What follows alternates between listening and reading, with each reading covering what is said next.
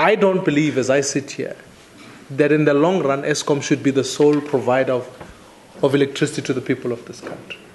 We need to be able to diversify our energy supply if we're going to have sustainable economic growth.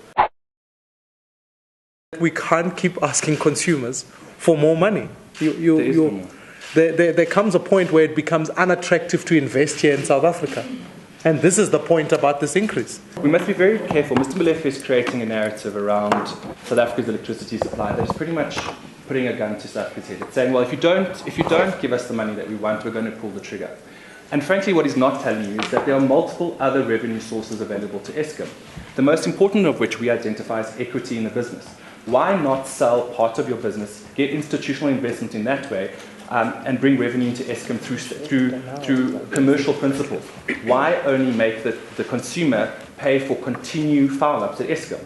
Now, the other key issue is that Eskom has already been receiving, as I've told you, above inflation increases in tariffs since 2003. That's 12 years we've given them of above inflation increases, and yet their financial position is deteriorating.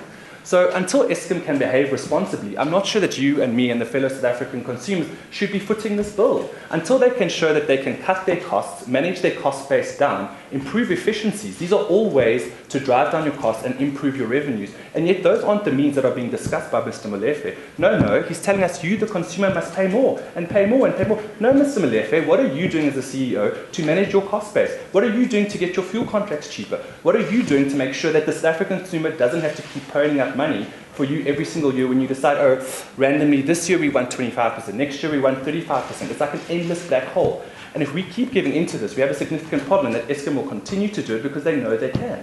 And at some point, I'm going to implore NERSA to draw a line and say this far and no further. There's this misconception that Eskom is this amazing national treasure, and that's why we cannot privatize it. And that's why we're saying we're not looking at privatizing the entire entity. The Denel model worked exceptionally well. Denel was costing us an absolute fortune, and it was a company on the brink of bankruptcy, and it was an embarrassment to the country. As Gordon explained, it was separated into three. Shares were sold off, private people came in, and as soon as the private people came in, this caused a board turnaround.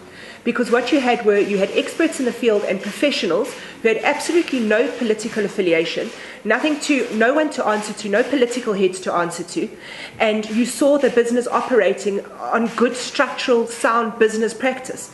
So we know this can happen.